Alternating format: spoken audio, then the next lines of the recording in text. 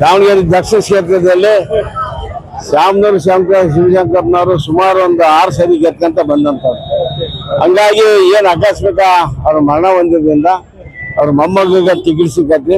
ಹಂಗಾಗಿ ಏನ್ ಇವತ್ತು ಸ್ವಲ್ಪ ತೊಂದ್ರೆ ಗದ್ದಲ ಇತ್ತು. ಎಲ್ಲರೂ ಕೂಡ ನಮ್ಮ ಹೈಕಮಾಂಡ್ ಫೈನಲ್ ಮಾಡಿದ್ವಿ, ಸರಿ ಮಾಡೈತಿ, ಟಿಕೆಟ್ ಸಿಕ್ಕತಿ.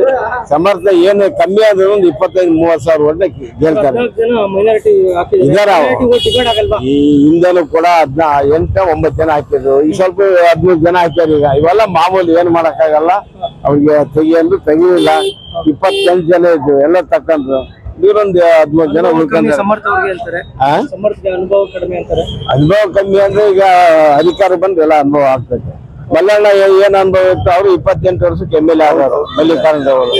ಈಗ ಮಗು ಅದೇ 1 ವರ್ಷ ಇದ್ದಾನೆ, ಅವನು ಹುಷಾರಿ ಅದಾನೆ, ವಿದೇಶದಾಗ ಓದಿದ್ದಾನೆ. ಅವ್ರ ಅಪ್ಪ ಅಮ್ಮನ ಜೊತೆಗೆ ಅಜ್ಜನ ಜೊತೆಗೆ ತಿರುಗಾಡಿದ್ದಾನೆ. ಸಮರ್ಥವಾಗಿ ರಾಜಕೀಯ ಮಾಡ್ತಾನೆ. ಮತದಾರರಿಗೆ ನಾನು ಕೈ ಮುಗಿದು ಕೇಳ್ಕೊಂತಿದ್ದೇನೆ. ನಮ್ಮ ಕಾಂಗ್ರೆಸ್ ಪಕ್ಷ ಇವತ್ತು ಏನು 5 ಗ್ಯಾರಂಟಿಯನ್ನು ಕೊಟ್ಟೈತಿ, ಮತ್ತೆ ಅನೇಕ ರೀತಿಯಲ್ಲೂ ಕೂಡ ಎಲ್ಲ ರೀತಿಯಲ್ಲೂ ಕೂಡ ಬಡವರಿಗೆ ಒಳ್ಳೇದು ಮಾಡೈತಿ. SC ಇರ್ಬೋದು, ST ಇರ್ಬೋದು, ಜನರಲ್ ಇರ್ಬೋದು, ಮೈನಾರಿಟಿ ಇರ್ಬೋದು, ಎಲ್ಲ ಸಮಾಜಕ್ಕೂ ಕೂಡ ಒಂದು ಒಳ್ಳೆ ಮಾಡಿದ್ದು 5 ಗ್ಯಾರಂಟಿಯನ್ನು ಜಾರಿ ತಂದು ಇವತ್ತು ಎಲ್ಲರೂ ಕೂಡ ತಗೊಂತಿದ್ದಾರೆ. ಹಂಗಾಗಿ ಕಾಂಗ್ರೆಸ್ ಪಕ್ಷಕ್ಕೆ ಗೆಲ್ಲಿಸ್ಬೇಕು, ಕಾಂಗ್ರೆಸ್ ಪಕ್ಷ ಇನ್ನೂ ಮುಂದುವರಿಬೇಕು, ಸಿದ್ದರಾಮಯ್ಯ ಸರ್ಕಾರ ಉಳಿಬೇಕು. ಹಂಗಾಗಿ ಕಾಂಗ್ರೆಸ್ ಪಕ್ಷಕ್ಕೆ ದಯವಿಟ್ಟು ಓಟ್ ಹಾಕ್ರಿ. ತಮ್ಮೆಲ್ಲರೂ ಕೂಡ ತಮಗೆ ಏನು 5 ಗ್ಯಾರಂಟಿಯನ್ನು ಕೂಡ ಎಲ್ಲರೂ ತಮಗೆ ಸಿಗ್ತಾ ಇದಾವೆ. ಹಂಗಾಗಿ ಯಾರೋ ಏನು ಹೇಳ್ತಾರೆ ಕೇಳಕ್ ಹೋಗ್ಬೇಡ್ರಿ.